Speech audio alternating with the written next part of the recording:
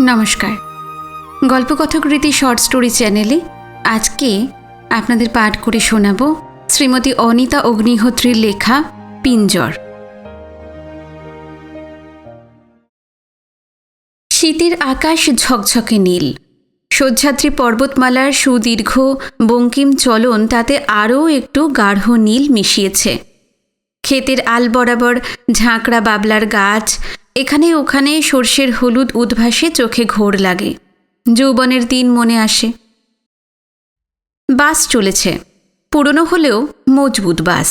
ঝাঁকুনি খেয়ে তার গায়ে খড়খড় ঝনঝন শব্দ হলে শরীরের ভিতরেও শিরশিরানি ওঠে।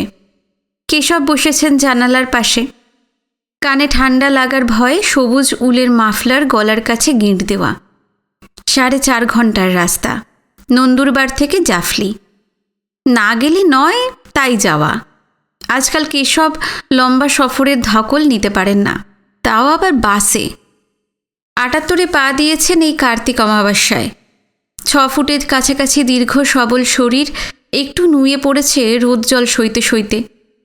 আজকাল রাতে কাশি হয় একটানা। পাশের ঘরে অন্নপূর্ণা বিড়বিড় করে ঘুমের মধ্যেই। কাশির শব্দেই ওর স্বপ্নে ঝাঁকুনি লাগে। ওহে যৌবনের দিন, কোথায় চলে গেলে? রং রূপ শব্দ গন্ধ স্পর্শ সব খুলে কেড়ে নিয়ে ন্যাড়া গ্রানাইটের মতন ধুধু মাঠে ফেলে গেল আমায়। আহ, সে যদি এখন পাশে বসত। পাশের লোকটা চাষি পাটিল, শুকনো লঙ্কা বিক্রির ধান্দায় যাচ্ছে আরও দূর, জাফলি ছাড়িয়ে। ওর ঘুম ভরা মাথাটা বারবার কেশবের ডান কাঁধে নেমে আসছে, আর ওর মুখের লালায় ভিজে যাচ্ছে শার্টের ডান কাঁধ। তুমি পাশে বসলে তোমার নরম হাতটি আমার কোলে রাখতাম, আমার ডান হাতে জড়িয়ে নিতাম তোমার ক্ষীণ কোমর। তোমার খোঁপা থেকে চাঁপার গাঢ় সুগন্ধ এসে আমার দেহে মনে ঝাপট মারত। ধরতে পারিনি, বশীকরণ জানতাম না, তাই সেই আঙুল ছাপিয়ে মুঠি খুলে হারিয়ে গেল। স্বাস্থ্য ছিল, দুটো জোয়ান মোষের শক্তি ছিল শরীরে, কিন্তু বুদ্ধি ছিল না, বিদ্যে ছিল না। আর আমার এই মুখ, বসন্তের দাগ ধরা, খাঁদা বোঁচা বিশ্রী। কিন্তু তোমার চোখ ছিল সবুজ, তাও আবার কটা সবুজ। সে চোখের চাহনি তুমুল হেসে উঠে কতবার বলেছে, বিশ্রী, তুমি বিশ্রী, হতকুৎসিত। বিচ্ছিরি বলেই, কই, কোথায় বললাম? বাহ, হাওয়া হয়ে ঝাঁপিয়ে আসে তার হাসি। ফর্সা একটু লম্বাটে মুখ, তাতে নিখুঁত একটি নাক আর আয়ত চঞ্চল কটা দুই সবুজাব চোখ। চোখের গাঢ় বাদামি মণি দুটি সদাই ঈষৎ বড় হয়ে থাকে। ছোট্ট গৌর কপালে কত রকম কুঙ্কুই যে সে আঁকত, নানা রঙের মালা জড়িয়ে রাখত চুলে। এখন তার ঝিকিমিকি মুখ ফুটে ওঠে, আর উঠেই মিলিয়ে যায় জানালার বাইরে শীত রৌদ্রে। কিশোরী চলেছে নিঃশব্দে অদৃশ্য চলনে কেশবের সঙ্গে। কিশোরীই বটে, চিরকিশোরী। 15 বউ হয়ে এসেছিল, 10 বছর ধরে জ্বালিয়ে পুড়িয়ে খাক করে দিয়ে গেছে কেশবকে। এদিকে অন্নপূর্ণা দেখতে খুবই সাধারণ, বেঁটে ঢিলে ঢালা গড়ন। কেশব দ্বিতীয়বার পণ করেই নিয়েছিল, সাধারণ চেহারার বউই তার চাই। ওর বাপের খুঁতখুঁতুনি ছিল। প্রথম বউ ঘর ছেড়ে গেছে, যদি ফিরে আসে কোনো দিন, নিজের জায়গা ফিরে চায়। কিন্তু কেশবের মা শক্ত মুখ করে বলেছে, আসুক সে, এলে তার জায়গাও হবে না। ঘরকুল ছেড়ে গেছে নিজের ইচ্ছে। বাপের বাড়িও তো তেমন, আপন বলতে এক ওই ভবঘুরে ভাই। বিধবা মা চেয়ে চিনতে দিন চালায়। ওদের কোনো খুঁটির জোর আছে? কিন্তু অন্নপূর্ণার বাবা শোনেনি। স্ট্যাম্প কাগজে রীতিমতন সই করিয়ে নিয়েছে জামাইকে দিয়ে। গঞ্জের বড় ব্যাপারই ছিল তখন, রোয়াব ছিল। তা মুখের দিকে চেয়ে থাকার মতন বউ নয়, তবে অন্নপূর্ণার কোলে সন্তান এসেছে, ছেলে আর মেয়ে। কেশবের ততদিনে বয়স 40 পেরিয়েছে। অত বয়সের ছেলেপুলের বড় হওয়া দেখতে পাবে কি না, এই নিয়ে মনে ভয় ছিল। কিন্তু সেই স্বাদ পুড়েছে। মেয়ের বিয়ে হয়েছে, ছেলেরও বিয়ে হয়েছে। তারা নিজেরাই এখন সন্তানের মা বাপ। আর এক শান্তির ব্যাপার হলো, অন্যকে নিয়ে পদে পদে ভয় নেই যে। জ্বলে পুড়ে মরাও নেই। কে আর তার দিকে তাকায়, আর কার দিকে চেয়ে অন্য ঠোঁটে হাসি ফুটল এইসব না ভেবেই প্রায় 4টে দশক পার করে দিয়েছে কেশব। দোকানে বসে বুক ধরফর করেনি এই ভেবে যে বাড়িতে কেউ কি হঠাৎ এসে হাজির হলো। গঞ্জের সওদা ফেলে দৌড়ে ঝাঁপিয়ে ঘরেও ফিরতে হয়নি। মাথাটা ঘুরছে, বুক ধরফর করছে, বউ কোথায় গেলি, একটু জল দে, এইসবও বলতে হয়নি। আধ ঘুমটা টেনে অন্য তার নিজের কাজগুলো নিশ্চিন্ত অনাগ্রহে করে গেছে দিনের পর দিন, এমনই নিরবচ্ছিন্নভাবে যে কোনটা মাস কোনটা বছর তাও আলাদা করে মনে হয়নি কেশবের। অথচ যৌবনে এমন কাল গেছে যে এক একটা দিন এক এক আগুন শলাকার মতন নানানভাবে বিঁধেছে কেশবকে। রাতে ঘুম হয়নি, দিনে খিদে হয়নি। হরিণ যেমন জল খেতে এসে বারবার এদিক ওদিক চায়, চমকে ওঠে, সেইভাবে ছটফট করতে করতে শুকিয়ে মরেছে কেশব। বাস এগিয়ে চলেছে।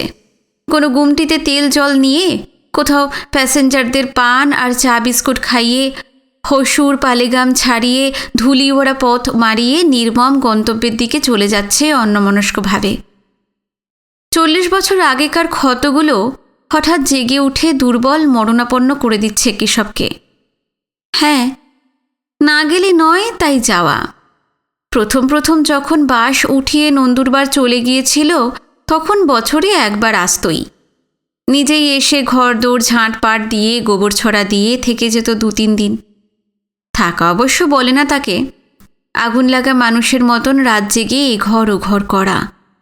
দিনটা কোনো মতে ঘর বার করে কাটলেও রাত আর কাটতে চাইতো না। তারপর 2-3 বছরে একবার করে আসা। গত 5 বছরে একবারও এই পথে আসা হয়নি। এবার চিন্তামন খবর পাঠিয়েছে সংক্রান্তির মধ্যে বাড়ি তার চাই, একেবারে খালি বাড়ি। 2 ছেলে বিয়ে করেছে, ছোট 2টি ঘরে তাদের আঁটছে না। আরে খুলোচ্ছে না বলেই তো গত বছর নগদ 15,000 টাকা দিয়ে বায়না করা। সেই টাকা বুঝে কেশব খাটিয়ে ফেলেছে ব্যবসায়, তাই আর গা নেই। চিন্তামন সম্পন্ন চাষি, সে যদি চায় গায়ে ও বাড়ি আর কাউকে বিক্রি করার হিম্মত হবে কি কেশবের? কেশব তো এখন বাইরের লোক, তাকে গ্রামে আর কজন চেনে। দয়ারামের হাতে পাঠানো চিঠিতে এইসব নানা ট্যাঁক ট্যাঁক করে কথা শুনলে গা জ্বালা করে। অবশ্য সেই জন্যই লেখা। এখন তো কেশবের শাঁসালো শ্বশুর বেঁচে নেই।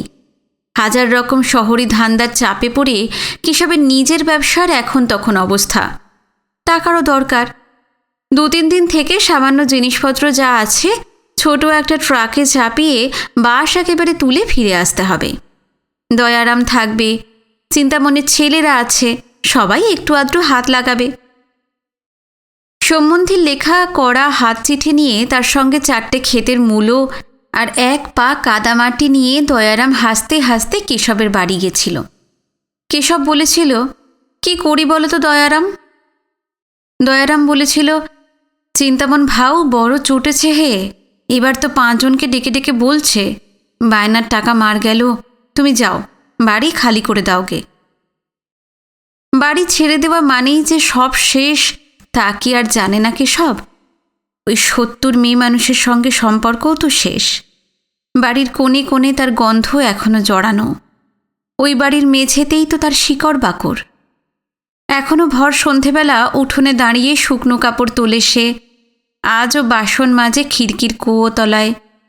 চিন্তামনের 2 ছেলে, তাদের বউ, নাতিপুতিরা ওই বাড়ির সর্বত্র ছড়িয়ে যাবে। শিমুলের সদ্য কাটা বীজের মতন উড়বে। তখন কিশোরীর কি হবে? আর কেশবে কি পাবে তাকে? যদিও দেখা কালে ভদ্রে, বাড়িখানা একখানা বড় আশা ভরসা ছিল কেশবের, বুকের পাঁজরেরই মতন বলতে গেলে। সন্ধ্যের অন্ধকারে ঢেকে গেছে সহ্যাদ্রি। পাহাড়ের পায়ের কাছে গুঁড়ি মেরে থাকা শাল, অর্জুন, পলাশ, আসনের অরণ্য। গায়ের পথে বাতিগুলো হেঁট মুখে জ্বলে। ঘরে ঘরে বিজলির আলো, ছেলেরা পড়ছে, কোথাও কোথাও টিভিতে সিরিয়াল চলছে। এ বাড়ির আলোহীন কপাল, বন্ধ দরজা জানলা, ধূসর অবয়ব, সবটা মিলিয়ে যেন বুড়ো কেশবের সামনে ধরা একখানি আয়না। বাড়ির দিকে অনেকক্ষণ চেয়ে থেকে কেশব নির্নিমেষ। তার মনের চোখের সামনে স্পষ্ট হয়ে ওঠে ঝকঝকে আকাশের গায়ে ফুটে ওঠা সজিনা ফুলগুলি। মাজা বাঁকা পারিজাত গাছটি যুবতী হয়ে ওঠে, চুলে ফুল পড়ে, সবুজ চিকমিকে গলা পরাবত্রা আসে, আর ফস করে দেশলাই জলার মন গড়া শব্দে ঝলমল করে ওঠে কিশোরীর মুখখানা। নাকের নিচে উপরের ঠোঁট ছুঁয়ে মুক্তোর নথটি। তারপরেই সব অন্ধকার। ততক্ষণে দয়ারাম এসে দাঁড়িয়েছে। ওর হাতে চাবি দিতেই সদর খুলে দেয়। মেঝেতে অজস্র ধুলো, কুটো, খড়, বর্ষার জলের সঙ্গে উড়ে আসা অশ্বত্থ পাতা। কেরোসিনের ডিবরি জেলে কুলুঙ্গিতে বসিয়েছে চিন্তামনের ছোট ছেলে। তাতে স্পষ্ট হয়ে উঠছে বাড়িটার বুকের পাঁজর, কোমর, পিঠ, উড়ু, নিতম্ব সব। আর মোড়া ভাঙছে নির্জন ধুলোমাখা বাড়ি। দুলে ওঠা আলো চমকাচ্ছে তার শরীরের নানা বাঁকে। আবার কখনো ফুপিয়ে কেঁদে উঠছে কোণের ঘর থেকে। কপাল ঠুকছে পাথরে গাঁথা দেওয়াল সিন্দুকে। নিচু নিচু ঘর কয়েকটি, পাথরের ফর্সি ঢাকা মেঝে। এই ঘর থেকে ওই ঘরে যেতে চৌকাঠ। এত নিচু ছাদ বলে খিলখিল করে হেসে উঠত মেয়েটি। ছাতে ঠেকত তার হাতের আঙুল, পায়ের আঙুলে ভর দিয়ে দাঁড়ালে। ভাড়ার ঘরের ছাদটাই যায় একটু উঁচু, যদিও ঝুল কালিতে অন্ধকার। সংবৎসরের জ্বালানি কাঠ থাকে ওই ঘরে, পাতা, কাটি কুটি সব, আর জল গরম করার মাটির হাঁড়ি। রাগ হলেই ওই ঘরে গিয়ে বসত মেয়েটা। ভিতর থেকে শিকল তুলে দিত, আর বাইরে ধরফর করে মরত বোকাকে সব। দোকান সামলে সন্ধেবেলা ঘরে ফিরেছে। একটু দূর থেকেই ধাঁধিয়ে যেত দু চোখ। দরজায়ও কে দাঁড়িয়ে আছে? নীলফুল শাড়ি, খোঁপা, কানে ঝোলানো মতির দুল। কাছে এসে রাগে ফুঁসিয়ে উঠত কেশব, নিজের বোকামিতে, ঈর্ষায়। ও তুই? আমি ভাবে না জানি কে। রোজই তো দেখছ, তাতেই ভুল। খিলখিলিয়ে হেসে উঠত কিশোরী। চুপ কর, আজ এত সাজের কি আছে? হ্যাঁ, কোথায় যাওয়া হবে? ও মা, কোথায় যাব? নীল শাড়িটা পরছি না কেন করে করে তো জ্বালিয়ে মারতে। না পরলে বলতে পছন্দ হয়নি, আবার পরলে বলো এত সাজ অত সাজ। আর এই যে এই দুলটা তুমি নাসিক থেকে আনলে যে, মনে নেই? সেজে গুজে রুটি বেলবো গো রুটি, আর তোমার জন্য বেগুনের ভর্তা বানাবো। এত হাসি কোথা থেকে আসে ভাবত কেশব। ভাবত ও আর জ্বলে পুড়ে মরত। কেউ নিশ্চয়ই ওকে বলেছে। হাসির আওয়াজ কানে মিঠা লাগে। গরিবের ঘরের আতপেটা খাওয়া মেয়ের চামড়ার নিচে এত স্পষ্ট নীল শিরার জাল, এত মসৃণ চুল যা খোঁপা বাঁধার অছিলাতেও গুটিয়ে শেষ করা যায় না, আর এত নরম হাত পা। এই দুনিয়ায় যত মানুষ কি ছাই ওকে দেখে ছুটে আসে। কই, বিয়ের আগে তো তাদের টিকিও দেখা যেত না। বুড়ো রফিকুল যে সবজির পসরা নিয়ে যাবে, এই বাড়ির পানে একবার তাকিয়ে হাসে। সামনের বাড়ির গোবিন্দ কাকা চায়ের দুধ চাইতে আসবে, চিনি গুড় ফেরাতে আসবে 100 বার। কেশবের খুড়তো পিসির, মাস্তুতো মাসির এতগুলো জোয়ান ছেলে ছিল, তাদের নাম কেউ আগে জানত না। বৌদির হাতের রুটি তাদের মিষ্টি তো লাগেই, ভাজা করলাও গুড়ের চেয়ে তরিবত করে খায় এই দেওররাও। বোঁচা নাক মুখ রাগে আরও কুটিল করে কেশব শুয়ে থাকে।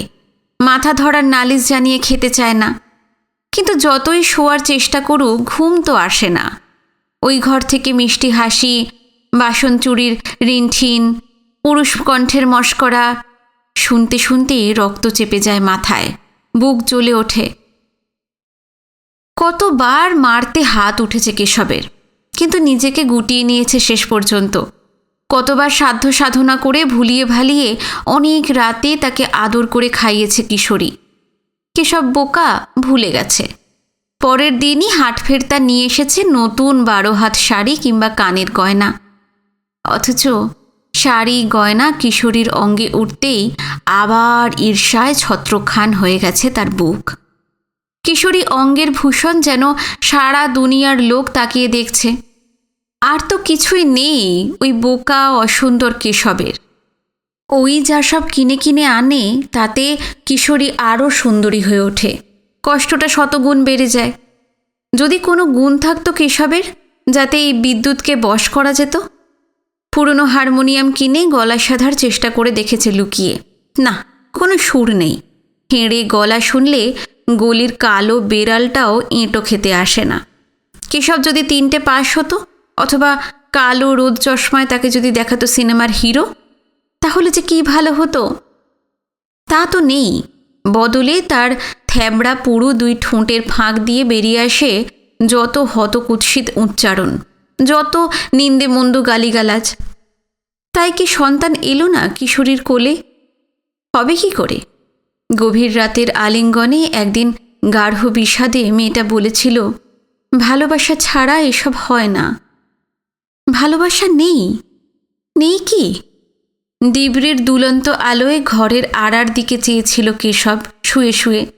বুকের উপর তার মজ্জমান জাহাজের মতন কিশোরী সদ্য ভাঙা খোঁপা। কে আছে তার কিশোরী ছাড়া?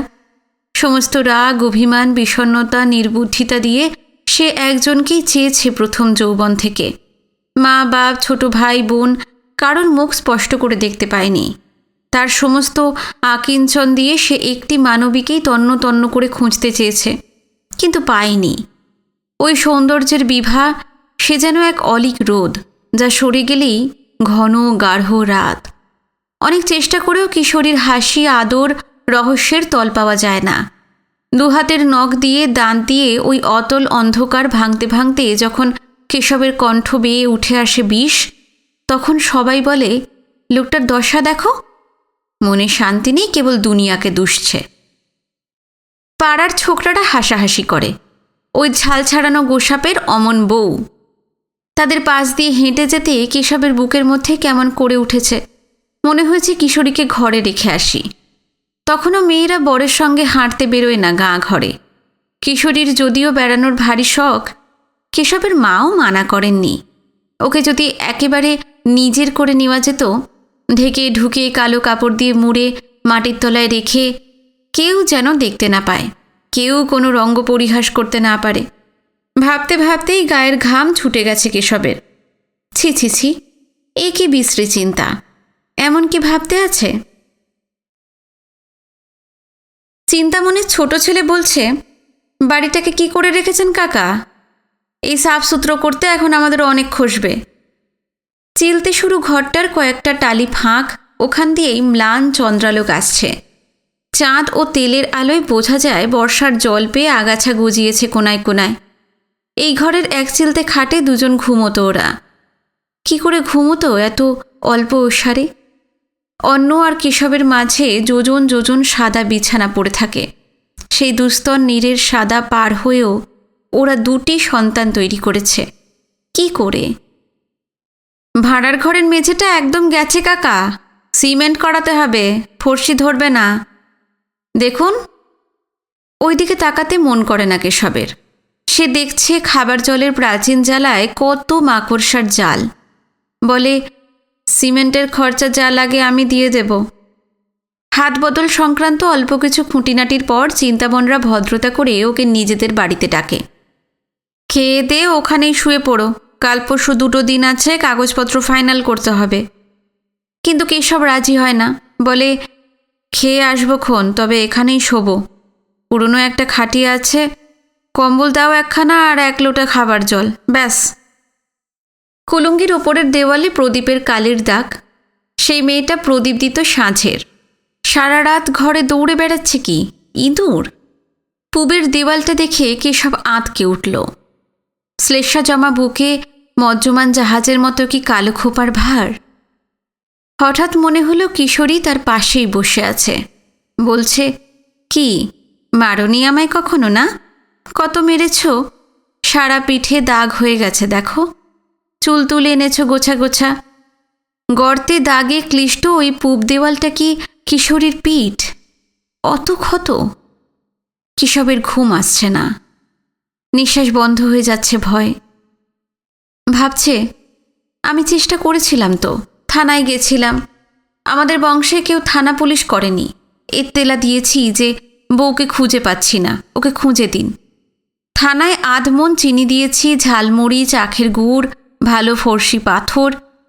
মনে হলো কিশোরী তার পাশে বসে বলছে, সে কি খোঁজার জন্য নাকি না খোঁজার জন্য? কেশবের মনে হলো, কে জানে কেন।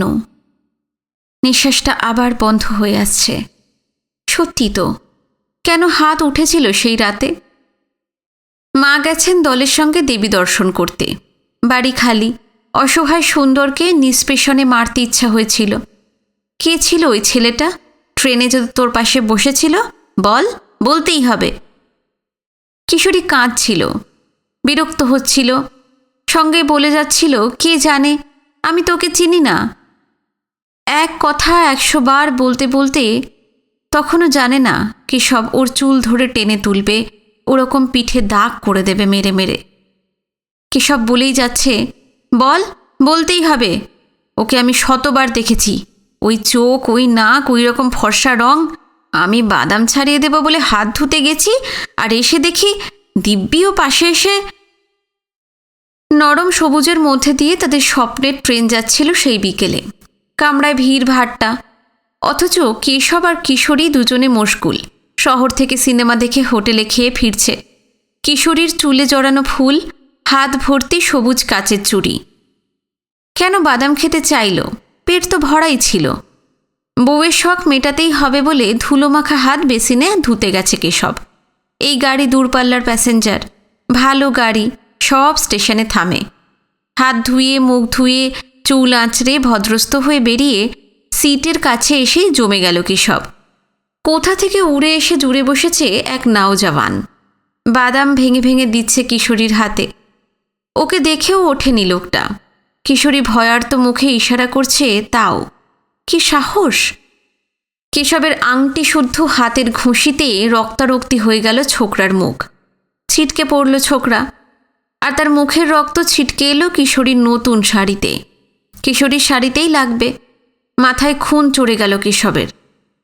ছেলেটাকে মেরেই ফেলতো যদি না আশেপাশের লোকজন চেঁচিয়ে হল্লা করে ওদের পরে স্টেশনে নামিয়ে না দিত। পাশের গাঁ থেকে হাঁটতে হাঁটতে ক্লান্ত বাড়ি ফিরেছে দুজনে।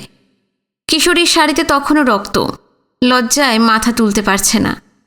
এতদিন যা হয়েছে ঘরের মধ্যে, এবার যেন বাইরে ওকে বেআবরু করল ওর স্বামী।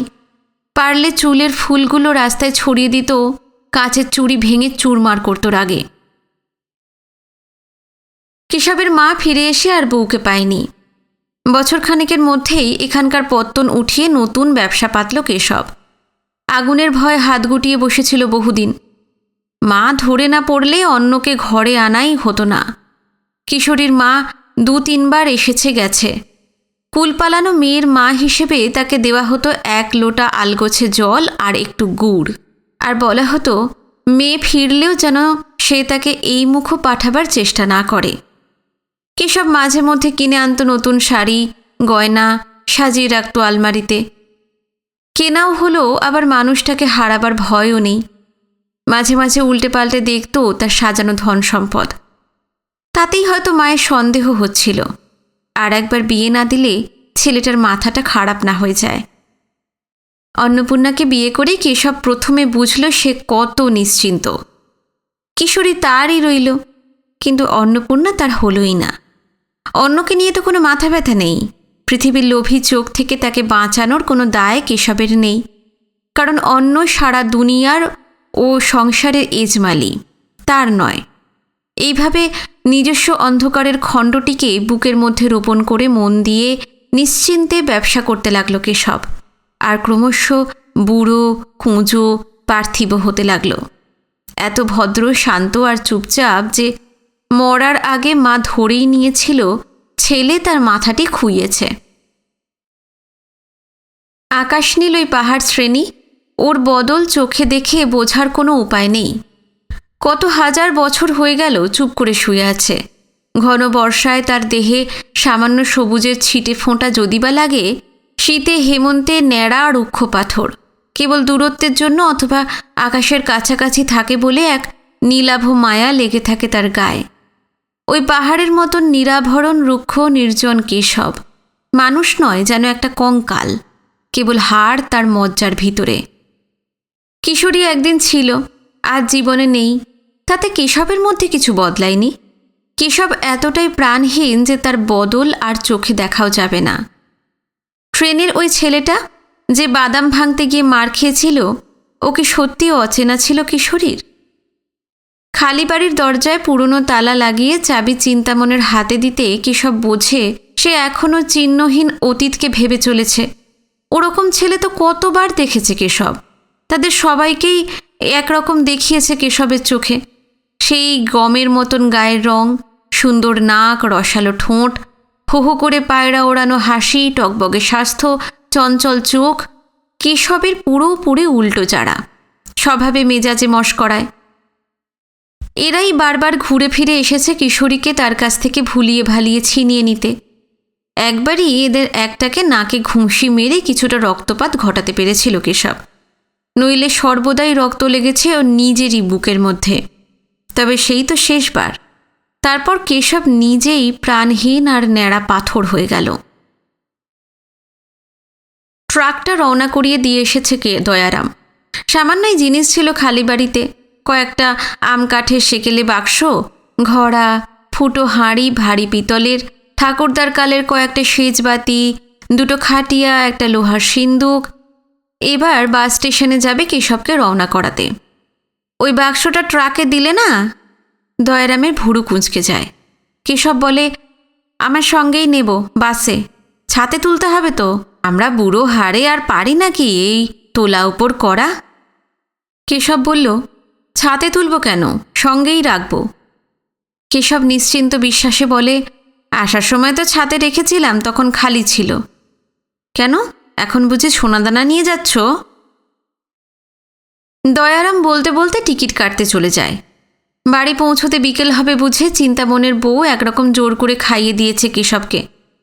চিন্তামনের খুব একটা ইচ্ছে ছিল না, টাকা পয়সার লেনদেন শেষ, এখন যা যাবে গাঁট থেকে।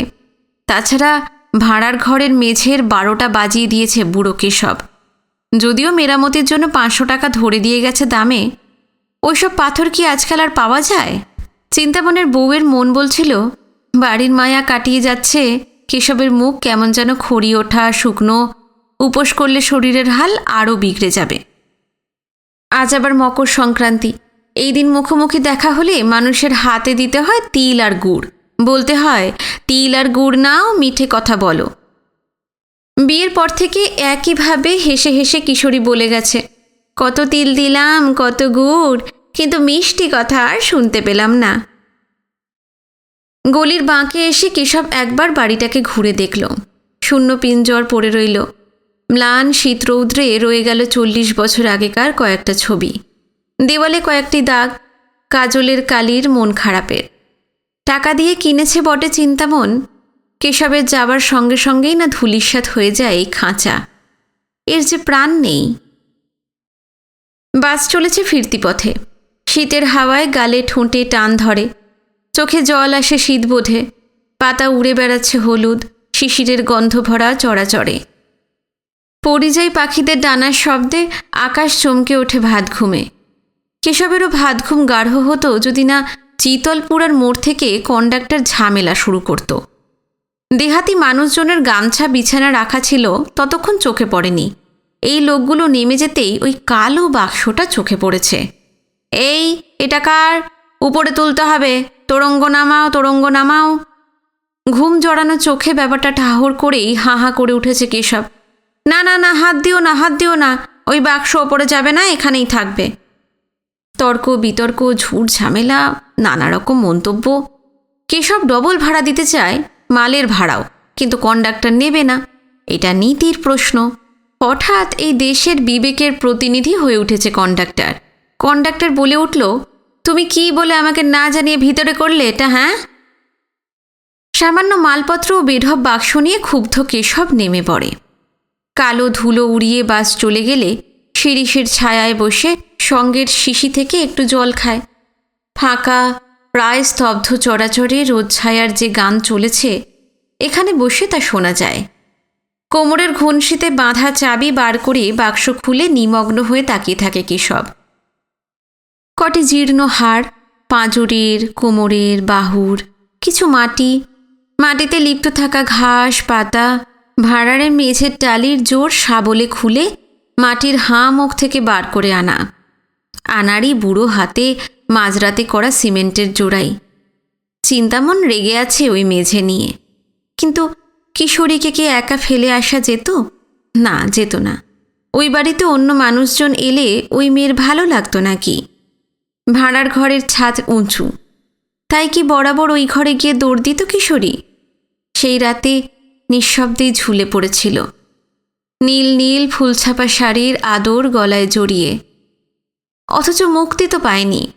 তাকে শিকড় বাকড়ে জড়িয়ে রেখে দিয়েছিল কেশব, প্রাণে ধরে ছাড়তে পারেনি। ওই ভাঁড়ারে কেশবের জন্ম হয়েছিল। ওর মেঝেতে পোঁতা হয়ে রইল কেশবের প্রাণের ভ্রমর। এখন দুপুরে শিরিষের ছায়ায় বসে হঠাৎই এক বিরাট ফাঁকা গিলে খেতে আসে কেশবকে। পা থেকে কোমর পর্যন্ত জড়িয়ে ধরে জ্বরের ভাব, রোদ্দুরের ভিতরে শীত। এত রাগ, এত ঝগড়া, এত টানাটানি। আজ ওই কটি নিরালম্ব জীর্ণ হাড় পড়ে আছে কেবল। ভিক্ষার পাত্রে ফুটো কখানি তামার পয়সার মতন। তোরঙ্গের বন্ধ ডালার উপর মাথা নামিয়ে আনে কেশব। ভিতরের নিঃশ্বাসের শব্দ আপন মনে শুনতে শুনতে তার ঘুম পায়। খুব চেয়েছিলাম রে তোকে বউ, জানি না কতটা। রং, রক্ত, মাংস, রূপ সব ছিঁড়ে খুঁড়ে হাওয়ায় মিলিয়ে গেল চাইতে চাইতে। ঘুমের মধ্যে দীর্ঘ এক রেলগাড়ি কেশব আর কিশোরীকে নিয়ে ছুটতে থাকে, ছুটতেই থাকে দিগন্তের দিকে।